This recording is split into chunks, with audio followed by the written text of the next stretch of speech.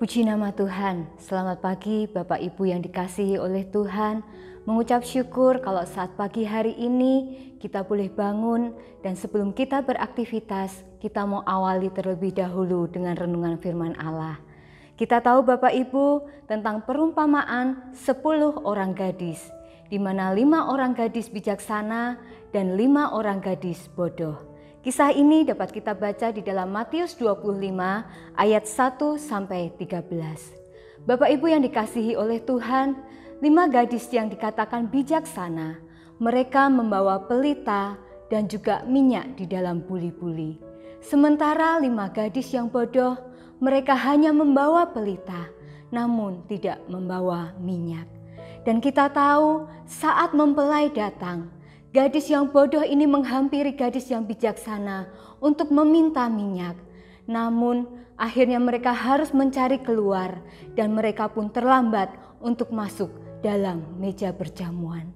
Lewat perumpamaan ini, Tuhan kembali mengingatkan kita betapa pentingnya firman dan Roh Kudus.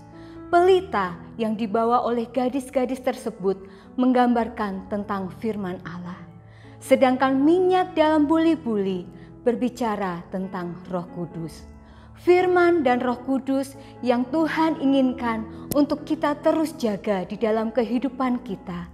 Sebab firman dan Roh Kudus adalah satu kesatuan di mana mereka selalu bekerja sama untuk menghasilkan karya yang besar. Kisah tentang firman dan Roh Kudus ini, mereka bekerja sama juga dapat kita pelajari dalam peristiwa penciptaan Allah. Kalau kita baca di dalam Kejadian pasal yang pertama ayat 1 sampai 3. Pada mulanya Allah menciptakan langit dan bumi. Bumi belum berbentuk dan kosong. Gelap gulita menutupi samudra raya.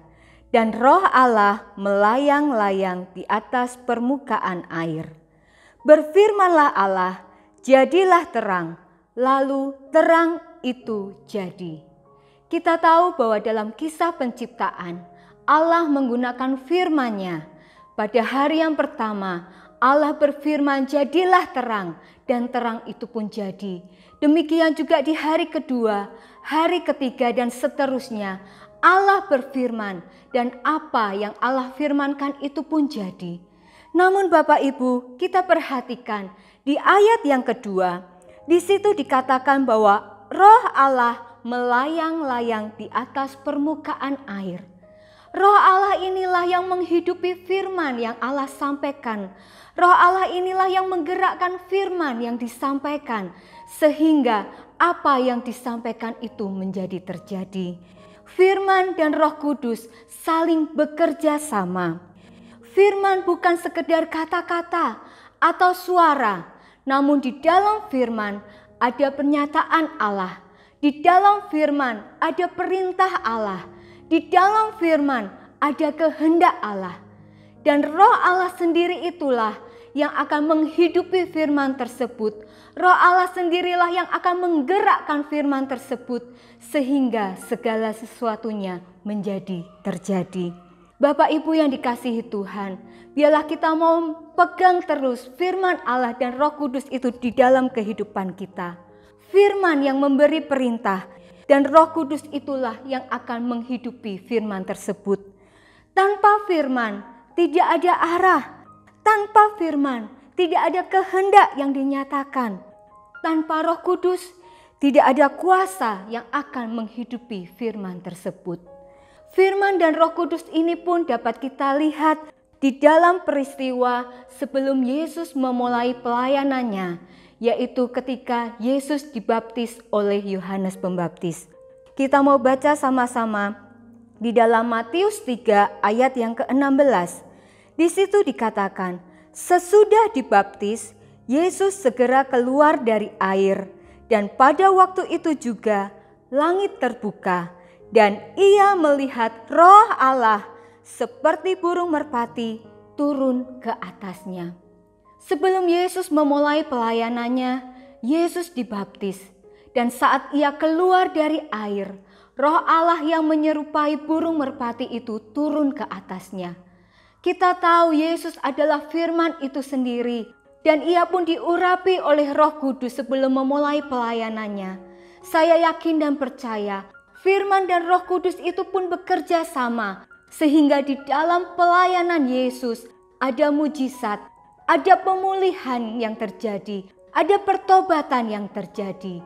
Dan inilah yang menjadi prinsip kerja Allah, bahwa firman dan Roh Kudus tidak dapat dipisahkan.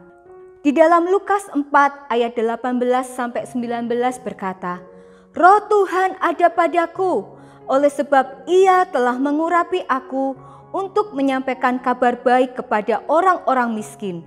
Dan ia telah mengutus aku untuk memberitakan pembebasan kepada orang-orang tawanan dan penglihatan bagi orang-orang buta, untuk membebaskan orang-orang yang tertindas, untuk memberitakan tahun rahmat Tuhan telah datang. Oleh sebab itu Bapak Ibu yang dikasihi Tuhan, marilah kita jaga firman dan Roh Kudus itu tetap ada dalam kehidupan kita. Firman dan Roh Kudus tidak hanya mengerjakan hal-hal yang bersifat spiritual, tapi saya yakin dan percaya firman dan Roh Kudus itu pun juga akan mengerjakan hal-hal jasmani di dalam kehidupan kita.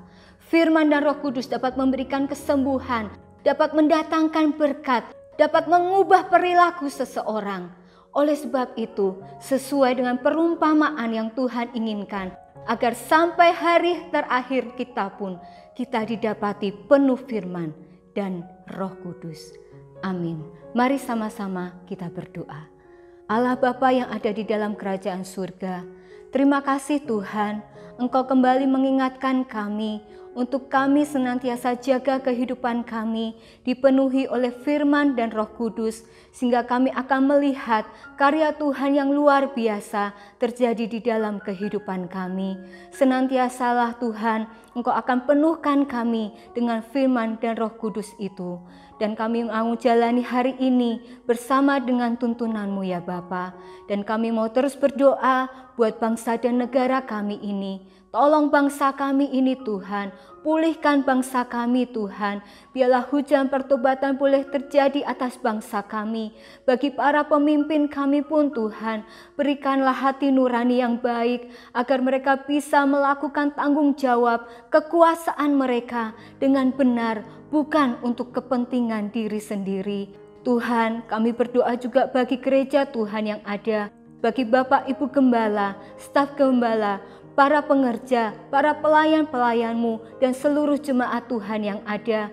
Biarlah Tuhan yang akan menolong kami Tuhan, dimanapun kami berada, kami boleh tetap membawa terang Kristus itu di dalam kehidupan kami. Terpujilah nama-Mu Tuhan, kami mau masuki hari ini bersama dengan Tuhan, di dalam nama Tuhan Yesus Kristus. Haleluya, amin.